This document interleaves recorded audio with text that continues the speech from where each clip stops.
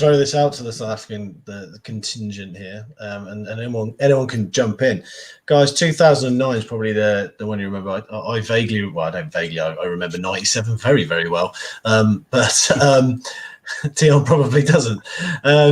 But the 2009, listen, like we see the documentary. We always see the documentary afterwards, and we watch it about 20 times. Always these boys go into the community. Always these boys go to schools. Always they do a training session somewhere. How important is it for the younger generation to see the British and Irish Lions, but not only just to see it, but to be able to touch it and feel it for our communities to promote rugby in South Africa? If I can take that one, the first thing I'd like to tell you guys is that how many times have the Lions actually played at home? 2005 against Argentina and the rest of the world in 1986. British Lions is a tour. They didn't even sell out the Millennium Stadium for that game against Argentina. Yeah. Exactly. So what is it? It's a tour. And as you were saying, I've actually been involved to my peril with the Barmy Army. And my word, if you can keep up with that lot, but you're making friends for life. Okay? All of that, the fact that money is coming into this country, the fact that you're helping charities. I've got a mate who works with the Barmy Army and travels with them. He tells me what gets spent. It's ridiculous amounts on having fun in South Africa and meeting people. So we need it from that point of view. For South Africa, this is massive. And for any country that the Lions tour to, and I'll say it again, bottom line, it's a tour. It needs to stay that way. Couldn't agree more. I mean, it's like you said, Andy, with regards to the youngsters and getting involved. I mean, I remember it quite clearly in 2009 because my brother-in-law just came back from Scotland. Okay, he wasn't my brother-in-law then. And he was so excited for this because it's like this is one of the greatest things. You'll be really keen to watch it and all that stuff.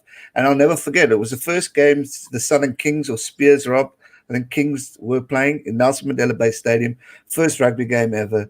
It was my first experience to really get to know that type of audience. And even though it was a small type of crowd, it was still powerful. I mean, the main supporters were the British and Irish Lions. And it was phenomenal to experience the camaraderie of how the guys got along and were entertained. And also how good they were to us.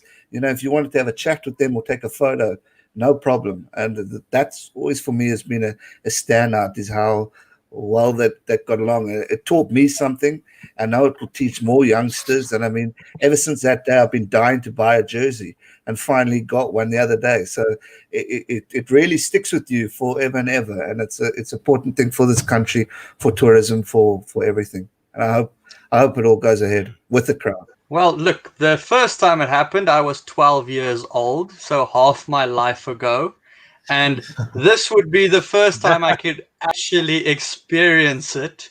So as a 24-year-old, to experience it for the first time, probably just after the Lions tour, I actually realized what rugby actually is. I just played it up till that point. From after 12 years old, I kind of became a fanatic. So it's kind of something I've been waiting for quite a while. I've seen a lot of World Cups up till now. I have not seen a Lions tour, and I got tickets to the last test.